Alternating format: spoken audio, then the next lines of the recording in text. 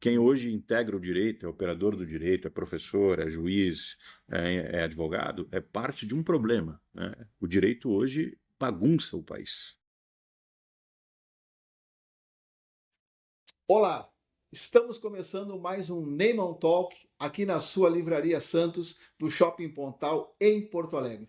Está comigo hoje o Dr. Pedro Moreira, advogado e escritor. Hoje vamos falar sobre o seu livro importantíssimo, Deferência ao Legislador, a vinculação do juiz à lei do Estado Constitucional.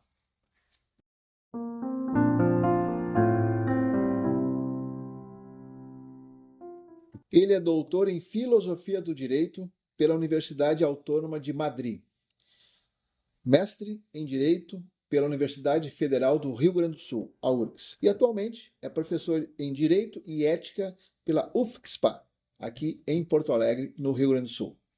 Doutor Pedro, satisfação recebê-lo aqui no programa. Né? Então aqui, Pedro da Silva Moreira, o livro Deferência ao Legislador, a vinculação do juiz à lei no Estado Constitucional, pela editora Marcial Pons. Assunto importantíssimo para esse momento que o Brasil está vivendo. Né?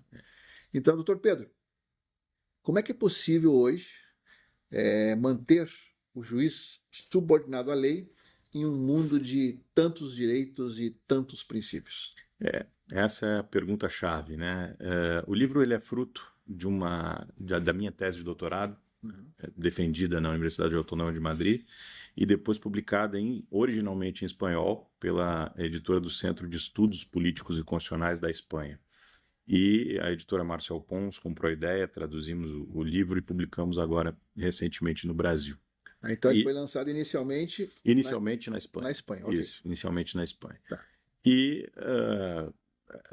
vem a calhar, né, para o momento que o Brasil vive, que é um momento de tensão entre o direito e a política, e um momento em que a pergunta sobre, bom, o juiz está vinculado à lei ou não está vinculado à lei, até que ponto ele se vincula, ou ele está vinculado a quê? Porque parece existir uma certa sensação geral de que as decisões, e o livro, nós estamos muitas vezes focados no Supremo Tribunal Federal, e com razão, porque o Supremo Tribunal Federal está no noticiário o tempo inteiro. Mas o problema que eu procuro enfrentar é um problema geral, né? Como o sistema de justiça, isso pode ser o juiz, ou o Ministério Público, ou a Defensoria Pública, etc., enxerga a sua própria vinculação em relação à lei. E, indo diretamente à resposta à pergunta, a minha investigação chega basicamente à seguinte conclusão. Nós, ao longo dos últimos 20, 30 anos, fomos, e no Brasil isso foi muito especial, muito singular, muito particular, muito intenso, fomos desconstruindo todas as ferramentas que os operadores do direito tinham para sentirem-se, né, vinculados à lei, para que os juízes, os promotores, os defensores vissem a lei, a tarefa do legislador, o produto da atividade legislativa, na verdade o produto da democracia, né, como algo que efetivamente vincula a sua atividade. Então são inúmeras e inúmeras obras, inúmeros e inúmeros autores que colocam o juiz vinculado diretamente à Constituição e principalmente aos seus direitos e princípios, como se o juiz fosse uma espécie de agente da efetivação daquela Constituição.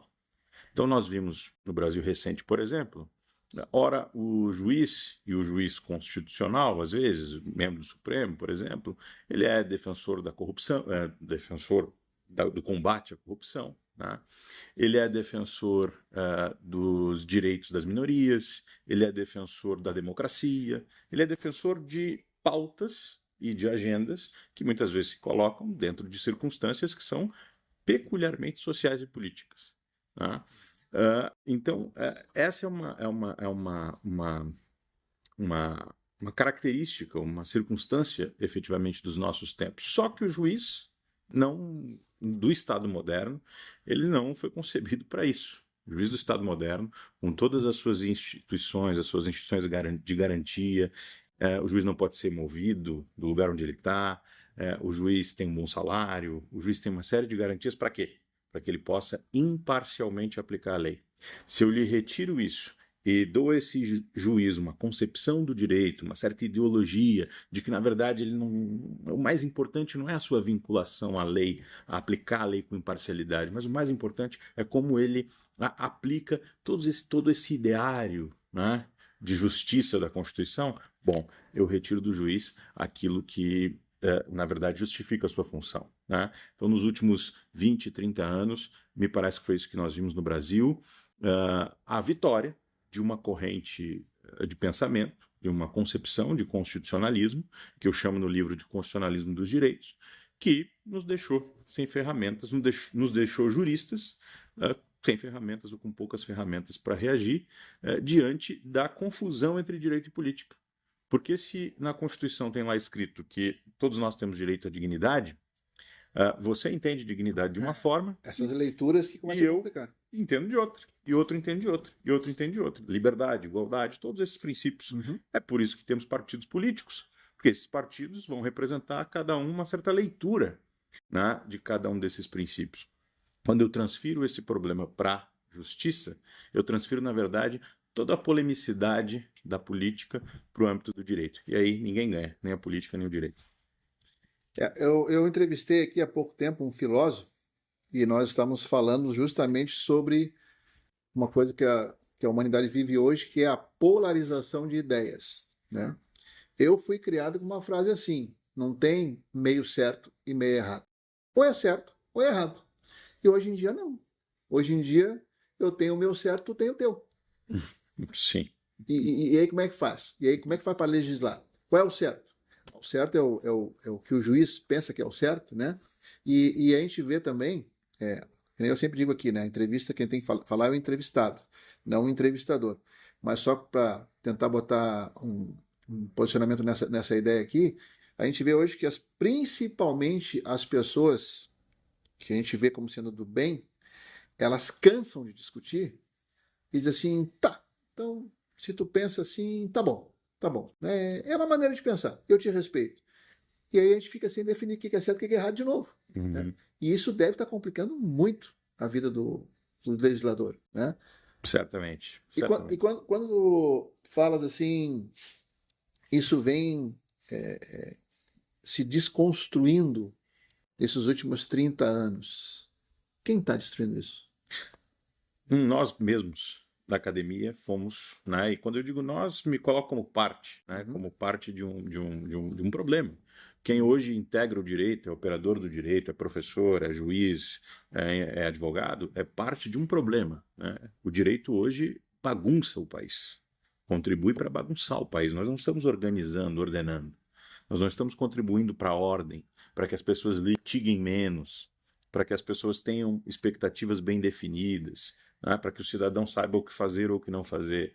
Com as nossas teorias, digamos assim, com o nosso modo de praticar o direito, eu não tenho dúvida de que nós estamos contribuindo para a desordem, ou seja, nós estamos contribuindo justamente para não realizar ou realizar o contrário daquilo que o direito deveria realizar, que é a justiça de maneira ordenada. Não existe justiça sem ordem, né? Então essa é a principal função do direito. Sobre essa questão da polarização de ideias e do certo e errado e da narrativa e do que vale para o legislador, isso é um problema realmente sério, né? Porque a política ela depende de compromissos, né? Mas a verdade ela é um pressuposto da discussão. Não que nós tenhamos condições de acessar a verdade e de mostrar como acessamos e de que forma acessamos, seja por argumentação, por revelação, seja lá de que maneira, né, for. Mas porque eu tenho de entrar numa discussão pública sobre qualquer assunto, um assunto polêmico, aborto, política de drogas, segurança, etc., com a pretensão de que a minha posição seja verdadeira.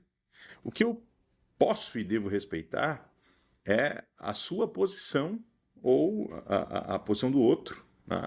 Como alguém que discorda de mim e pensa diferente, mas não necessariamente aquela opinião. Aquela opinião talvez eu nem respeite, talvez ela não seja digna de respeito, né? Talvez ela seja só uma opinião ruim e que o embate de ideias permite que nós, digamos assim, revelemos que aquela opinião ela é ruim e que ela, por exemplo, não deve prevalecer no debate público. Então, essa é a função, na verdade, dos legisladores. Fazer com que haja ali uma espécie de caos, de competição de opiniões, de discussão, de debates, de divergências que se colocam de maneira muito claras e que no final das contas, no final daquele caos, mesmo com toda a divergência, o pessoal levanta a mão e decide por maioria. Esse é o mecanismo da democracia representativa que nós encontramos de organizar uma sociedade complexa e de dar legitimidade às decisões públicas em uma sociedade complexa. Por mais que tudo isso seja problemático, Neyman, transferir esse processo decisório aos juízes torna tudo muito mais problemático. Porque eles não têm a legitimidade, né? Eles não gozam da legitimidade para tomar essas decisões. Então é melhor deixar que as decisões sejam tomadas no caos do que transformar aquele ambiente, que é um ambiente de imparcialidade, de ordem, de calma, de sobriedade, num caos, que é o ambiente da justiça. Me parece que hoje é o caos que a gente vive. Deixa eu te fazer uma pergunta, não está aqui agora, mas pelo que tu falou, e talvez a audiência lá ficou com essa dúvida também. Quando tu fala que o juiz não tem a legitimidade, explica isso para nós. Democrática, né? Ele não tem legitimidade democrática para tomar decisões pelo povo.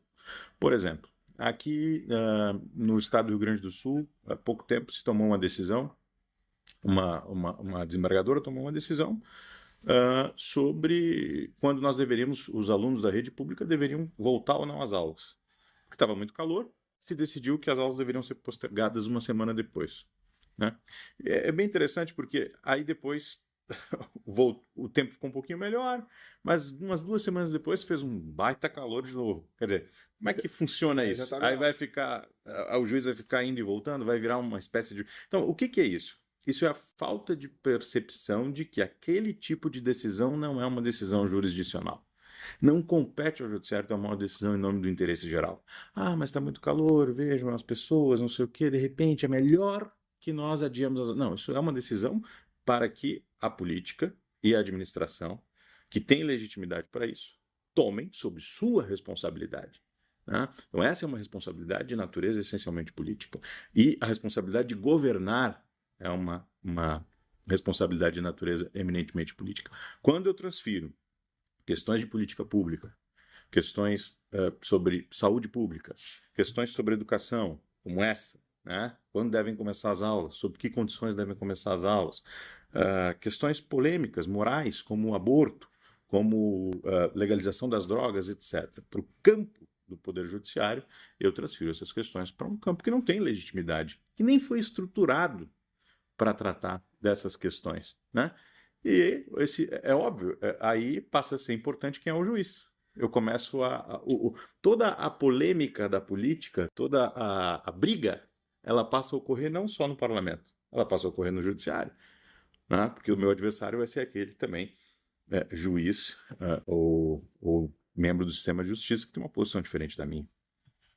Falasse uma frase aí muito interessante, que não é para ser, né, o legislador se envolver com causas públicas, né? Então, na verdade, o legislador deveria se envolver, me corrija se eu estiver errado, tá? Na verdade, o legislador deveria se envolver com casos pontuais. O juiz. Isso, o juiz, né? Isso. Com casos pontuais. Claro. Ó, esse cara aqui dizem que ele é bandido. Então, aí vai fazer todo aquele processo todo, né, do direito penal, por exemplo. Lá no final da história vai ter um juiz que vai monitorar isso tudo. Agora, realmente, olha, e com relação ao aborto, o que nós fazemos? Aí uma cabeça diz assim, não, olha, eu acho que é isso. Aí é o que ele acha. Que não necessariamente é que vai se concordar. Tu chegasse a servir o exército? Não. Tá. Não. Eu sou oficial da reserva do Exército Brasileiro, né? E tem uma brincadeira que a gente faz dentro do Exército, porque o Exército, como se sabe, é uma instituição toda regrada, né? Então tem regulamentos. Uhum. Então nós temos, por exemplo, o RDE, Regulamento Disciplinar do Exército, né? Então ali está previsto o que acontece com o cara se ele for indisciplinado, em vários níveis. Aí tem o RUI, que é o regulamento do uniforme do Exército. Olha, hoje vai ter agora uma passagem de comando, o uniforme é esse. Hoje é para fazer faxina no quartel, o uniforme é esse. Está tudo no RUI, né? Então, tem regulamento para tudo. Aí eu me lembro a primeira vez que eu ouvi isso, né? Eu falando com o coronel, aí eu digo, mas é assim, coronel? E eu digo, desculpa, mas onde é que isso está escrito? Está escrito no R Quero. Regulamento do que eu Do que quero. eu quero. Entendeu? E isso, claro, foi uma coisa leve ali, uma coisa tranquila e tal, né? Era um negócio de faxina lá e tal. E eu ri e tal, e tudo se resolveu. Mas o R quero, num geral, ele torna-se perigoso para a sociedade. Claro. Né? Em função de que depende de que lado, né, as decisões estão. Me fala sobre, porque é um termo mais da área jurídica, mas até para esclarecer para o grande público, sobre a advertência de Kelsen. O que é isso exatamente? A advertência de Kelsen é como eu começo o livro, né? Kelsen dava uma advertência. Kelsen é um autor do século XX, um dos grandes filósofos do direito, teóricos do direito do século XX, positivista, e ele tinha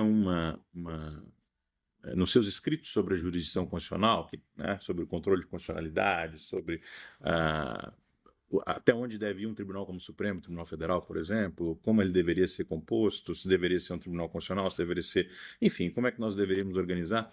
Ele diz o seguinte, olha, para que um tribunal, uma Constituição, para que um tribunal desses exista, né, e seja conviva bem com a democracia, essa Constituição não deveria conter cláusulas e princípios abstratos e nós não deveríamos atribuir a esses juízes a tarefa de proteger essas cláusulas e princípios abstratos. Como eu disse, como liberdade, igualdade, dignidade, etc., tantas outras. Por quê? Porque se nós fizermos isso, qualquer decisão será possível. Ele diz, a frase é a seguinte, qualquer regra de direito será possível. Tá? E tem um adversário dele, que na verdade nisto não é um adversário dele, que é o Carl Schmitt, que diz o seguinte, no final das contas, o que haverá não é a aplicação do direito, nesse tipo de caso, mas mediação. Tá? Ou, no final das contas, uma decisão mesmo, concreta, um comando. O que é liberdade? Bom, o que é liberdade? Nós discordamos sobre o que é liberdade, portanto, vamos ao parlamento discutir e tomar uma decisão por maioria. Tá? Se isso não se faz assim, né, se nós deixamos a mim, né, a ti ou qualquer outra pessoa, a tarefa de decidir por todos qual é o conceito de liberdade ou qual é o conceito de igualdade que vai orientar a elaboração de uma política pública X ou Y, bom, nós damos a esse indivíduo ou a esse tribunal um poder excessivo, que o Kelsen chamava de poder insuportável. Né? Então, o livro ele parte dessa estrutura, ele parte da advertência de Kelsen, porque o Kelsen é um grande defensor da jurisdição constitucional, que é, assim, grosso modo, ele é um grande defensor de um tribunal como o Supremo. Tá? Claro que, tecnicamente, seria um tribunal constitucional ao estilo austríaco, ao estilo europeu, mas, para a gente simplificar, ele seria um grande defensor daquilo que o Supremo faz, que é proteger a Constituição. Um conjunto de juízes protegendo a Constituição. Mas baseados no que está escrito. Ele é um grande defensor disso, exato. O problema é que nós ficamos com a estrutura kelseniana e abandonamos completamente a função. Justamente porque nós escolhemos uma forma de entender, que eu chamo de concepção de constitucionalismo, uma forma de entender o constitucionalismo, a função do juiz constitucional, completamente diferente daquilo que o Kelsen tinha em mente. Kelsen tinha em mente juízes aplicando, monitorando a regularidade da lei à luz do texto expresso da Constituição, à luz de regras claras. Tá? Propriamente para quê? Para que a política não se tornasse uma guerra, para que, quando uma maioria político-parlamentar violasse lá um direito da minoria parlamentar, o tribunal viesse e dissesse, não, instalar uma CPI é um direito da minoria, por exemplo. Está ali previsto na Constituição. Então não é porque a maioria é maioria que não vai ser instalada a CPI. Tem que ser instalada. Sim. Se eles conseguiram os requisitos, as assinaturas, etc. Só para dar um exemplo. Então, é isso. Nós ficamos com a estrutura, mas abandonamos completamente a função. Qual é a função da jurisdição constitucional hoje? É servir como uma espécie de terceira Câmara. Como a Câmara dos Deputados é uma, o Senado é outra, o Supremo Tribunal Federal, no nosso caso, e não é só no Brasil, em outros países também, Sim. mas no Brasil com muita intensidade, é outra Câmara, que é responsável, no final das contas, pelo governo e pelas decisões coletivas da comunidade. É uma loucura o que está acontecendo, né? Mas já que nós estamos falando em direito, doutor Pedro, quem vem aqui no programa agora tem 2 direitos. Provar um chá que da maravilha. nossa tea shop aqui e um stroopwafel daqui, ó, da Moinhos Wafers, né? Gosta de chá? Gosto muito. Isso é Agora é a melhor parte. Isso aqui virou um ritual do programa aqui. Tomar um chazinho e comer um stroopwafel, né? Que bom. Aqui, ó. Tu já conhecia o stroopwafel? Não conhecia. Tá, então vou te explicar qual é a mágica dele, né? Eu entrevistei aqui no teu chazinho, da Muito T-Shop. obrigado. Eu entrevistei aqui o Willem Vos, que foi o holandês que trouxe o stroopwafel para o Brasil. Esse aqui é teu. Aí tu podes pegá-lo, colocar em cima da xícara, por favor. Em cima da xícara? Isso, porque ele já é grande para isso, tá? Tá. E aí o calorzinho... Não, pode soltar aí. Isso. Tá. Aí o calorzinho dele agora, do chá, ele vai dissolvendo um cremezinho que tem aí dentro. Depois tu vai ver a experiência. Mas que depois tu me maravilha. conta, tá? Mas, olha, interessante. Segundo o próprio Willem, ele fala assim, holandês, né? Então ele fala assim, não, lá na Holanda a gente só come aqui, isso que inventaram aqui no Brasil. O brasileiro Sim, não tem isso. sempre dando seu jeito, né? Mas o pessoal também faz isso lá, mas Uhum. com mais prioridade criou-se aqui no Brasil. Mas é uma experiência realmente fantástica. Enquanto tu prova o teu stroopwafel, eu vou dar provar. um recado pessoal aqui, tá? Fica à favor. vontade. Então, eu tenho lembrado aqui aqueles que acham que atualmente são órfãos da confeitaria Maomé. Não, a Maomé não fechou. A Maomé mudou de endereço. Eles ficaram mais de 40 anos ao lado da Redenção, mas agora eles estão na Vicente da Fontoura, ao lado do Zafari Ipiranga, né? Vá até lá, fale com o nosso amigo Antônio e com a queridona Dona Terezinha, 95 anos, lá à frente do negócio, cara. E sempre sorrindo, chega lá, essa hora tá lá trabalhando e sempre sorrindo. Eles fazem agora em 2027 50 anos de confeitaria, né? Coisa boa. E você, empresário gaúcho, que está com dificuldades de armazenagem em São Paulo, né? Ou, enfim, armazenar o seu produto para entregar para o resto do Brasil, nós temos uma parceira nossa aqui que é uma grande solução para você, que é a Alfa Centro. É um empresário gaúcho que investiu lá em Alphaville. Então, são depósitos que a sua empresa pode ter, falando de legislação, como uma filial lá em São Paulo. Então, isso facilita a distribuição do seu produto, né, para o resto do Brasil, dá mais velocidade e você tem um ganho muito grande na questão também tributária. Então, os contatos da Alfa Centro estão aí na sua tela. Divirta-se. Você é empresário gaúcho ou catarinense ou paranaense que quer facilitar os meios para distribuir o seu produto para o resto do Brasil. E aí, Che, o que achou? Maravilhoso. Isso aqui tá maravilhoso. Bom demais, e o chazinho junto dá uma combinação perfeita. Né? Bom demais, né? Já é uma ritualística maravilhosa, né? Mas vamos lá. Hoje, doutor Pedro, nós temos uma percepção de que o juiz tem um grande poder no Brasil. Isso é o STF ou isso está sendo generalizado pelos juízes em outras instâncias também? Me parece que generalizado. Hoje nós temos na própria produção jurídica está cheio de livro e uma série de textos, etc., que falam sobre ativismo judicial, né? Então, é um termo que está na moda. Mas eu diria com muita tranquilidade, na escola de onde eu vim, a primeira, que foi a escola da URGS, ali onde me graduei, fiz o mestrado em Direito, já se discutia essa questão com muita preocupação, pelo menos na minha época, que era ali meados dos anos 2000, entre 2006 e 2010, com muita preocupação e com muita consciência do problema que viria depois. Por quê? Porque você só tem consciência de que o direito mudou 20, 30 anos depois que uma certa teoria ganhou. O direito é uma prática. Ele não é assim como tomar um chá, né? Ou como produzir um chá, ou como fazer um biscoito. Não é um conjunto de ingredientes que você faz e obtém ali um resultado esperado, né? Eu não descrevo o direito como eu descrevo as propriedades desse chá. Eu descrevo o direito de outra forma, né? Quando eu digo o que é o direito, eu estou reivindicando, no fundo, como o direito, na verdade, deve ser. Então, quando eu digo que o juiz está vinculado à lei, no fundo, por trás dessa minha afirmação, há toda uma teoria política que sustenta a vinculação do juiz à lei. Tá? Então, quando isso foi, na verdade, se perdendo pela vitória de outras concepções sobre o direito, né, principalmente no Brasil, se tornaram dominantes mesmo, dominantes no Supremo, dominantes aqui no Rio Grande do Sul, dominantes na academia, dominantes nas pós-graduações. Né, a ideia de que nós temos que olhar para a Constituição, para os direitos da Constituição, não tanto para a ordem, não tanto para a forma, não tanto para a lei, não tanto para o prazo, não tanto para o procedimento, mas sim para o material, para, de certa forma, contribuir para a mudança do mundo. Tá? Uhum. Quando nós transformamos e passamos a olhar o jurista e o juiz em particular como um sujeito ativo desse processo de mudança, é depois de décadas que o direito simplesmente muda. E o povo, o engraçado é que o povo não participa dessa mudança, nunca participa. Por quê? Porque ela é uma mudança na prática.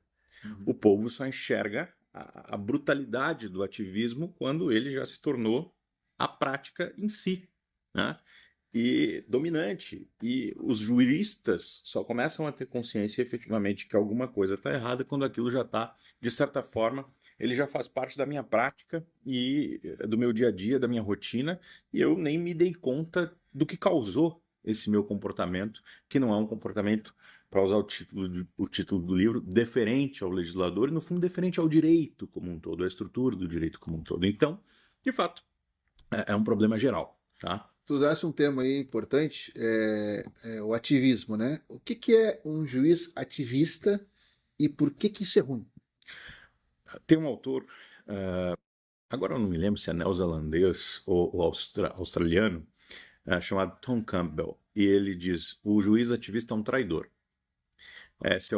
Ele tem um artigo chamado Ativismo e Traição, algo assim, né? O ativismo judicial como traição.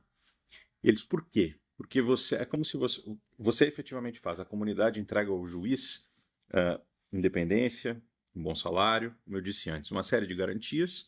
Para quê?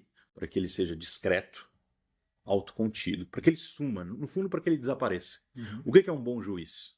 O que é um bom sistema de justiça? É um sistema de justiça em que eu não preciso me interessar por quem é o juiz. Eu endereço a demanda, eu entro com a ação e não me importa quem é o juiz. Sim. Alguém vai decidir, é o sistema de justiça quem decide. A figura do juiz não importa muito pouco. A partir do momento que isso vai se perdendo, em que o juiz começa a ter vontade, desejo, começa a ter uma visão de mundo, e essa visão de mundo fica explícita nos casos que ele julga, bom, eu começo a ter o juiz ativista. Tá? Não necessariamente ele se entende como um juiz ativista. Ele é um ativista intencional. Não, eu vou mudar o mundo, eu sou um político, eu sou, na verdade, eu estou aqui disfarçado. Não, não. E se fosse assim, seria fácil. O problema é quando todo mundo começa a atuar de maneira disfuncional, ou uma grande maioria, começa a atuar de maneira disfuncional, começa a fugir das amarras procedimentais e formais e legais do direito, sem ter essa consciência. Aí você tem já um sistema que é, por definição ou por natureza, por natureza não, mas culturalmente ativista. Então, no fundo, todos acabam sendo traidores sem, na verdade, saberem, né, que o que estão fazendo é uma espécie de traição. E é uma espécie de traição mesmo, porque há uma confiança pública depositada na figura do juiz. Uhum. A discrição, a autocontenção, a deferência ao legislador, aquilo que um autor americano, Alexander Bickel, chamava de virtudes passivas, né, tudo isso são coisas que tornam a função judicial uma função desejada, respeitada, admirada e importante para a manutenção da ordem e da estabilidade na comunidade. Tá? Quando isso se perde, simplesmente se perde a confiança pública no sistema de justiça. Essa conversa aqui, doutor Pedro, ela merece, quando quiser voltar aqui ao programa, para nós continuarmos, porque é uma conversa muito importante ser esclarecida. Nós já estamos com o nosso tempo aqui já estourado. A Briana está quase infartando ali, fazendo sinal para mim. Acabou o tempo, porque a gente segue um padrão aqui, né? Claro. Mas nós temos uma pergunta aqui que eu creio que a resposta está aqui dentro do livro, né? Que eu digo, eu botei aqui com uma pergunta de $1 milhão, né? Quais as principais ferramentas para restabelecer o equilíbrio entre os poderes? Isso está aqui dentro? A ferramenta cultural de pensamento, sim. Está aqui dentro. Pelo menos é a minha pretensão. Excelente. Não sei se é uma Então, presta atenção na pergunta, onde a resposta está aqui, que eu botei como uma pergunta de $1 milhão. Quais as principais ferramentas para restabelecer um equilíbrio entre os poderes? Você quer ter essa resposta? Está aqui, ó. Livro Deferência ao Legislador, do Dr. Pedro da Silva Moreira, que vai estar autografando esse livro dia 23, 23, aqui na Livraria Santos. Isso. mas não é nessa na Pontal aqui, né? Na do Pontal. Vai ser aqui isso, mesmo. vai ser aqui mesmo. Excelente. E que horário, doutor? 17 horas, 23 de agosto. Então, 23 é um sábado. Um sábado. Um sábado. Então, dia 23 de agosto, que é um sábado, tá fácil, né? A maioria das pessoas não trabalham.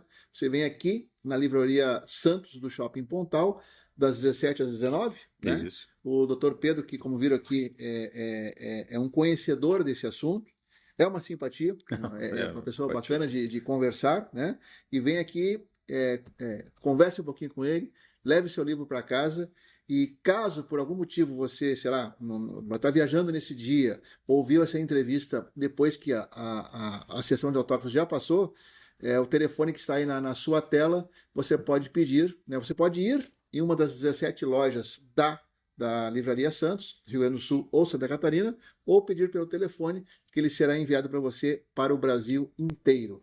E vai ficar na sua tela aí agora também o Instagram do Dr. Pedro, para quem quiser entrar em contato direto com ele também. Dia 23, eu devo estar por aqui também. Ótimo, vamos vai ser um prazer. Aproveitar mais um pouquinho desse conhecimento, tá bom? Vamos lá. Meu amigo, prazer grande lhe conhecer pessoalmente. Obrigado por ter vindo aqui. Foi outro que foi difícil de trazer também.